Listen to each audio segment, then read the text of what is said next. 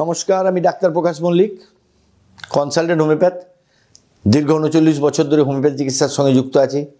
আমি basically chronic patient treatment করি, cancer, হাঁপানি, যৌন রোগ, চর্মরোগ, হৃদরোগ, এবং যে রোগ সারে না কোনোপ্যাথিতে সে রোগ সারে হোমিওপ্যাথিতে। এই কথা বলি, যখন কোনোভাবেই আপনি কোনো সুরাহা পাচ্ছেন না তখন কিন্তু হোমিওপ্যাথি শরণাপন্ন হলে আমরা চর্মরোগের ক্ষেত্রে সোরাসিস এই সমস্ত পেশেন্টগুলোকে কিন্তু আমরা ভালো করতে পারি। যাই হোক, আর ঘটনা হলো যে আমি আজকে একটা বলবো টিনিয়া ক্যাপিটিস। টিনিয়া ক্যাপিটিস একটা জার ব্যাকটেরিয়া, এবং যেই ব্যাকটেরিয়াটা মাথাতে ফলিকুল বা খুশকির মতো পদার্থ তৈরি করে।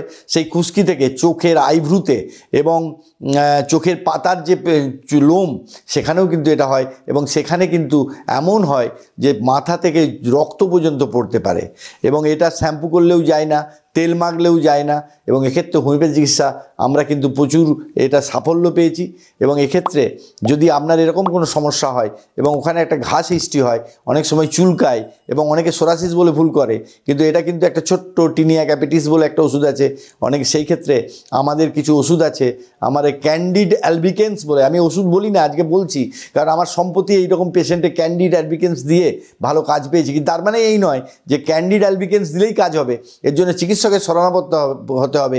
তার অভিজ্ঞতার আলোকে তিনি শক্তি নির্বাচন করবেন, ওষুধ নির্বাচন করবেন।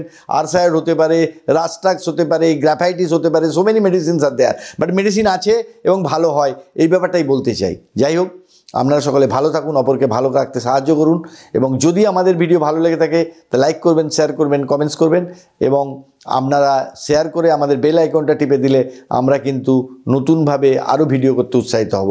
নমস্কার।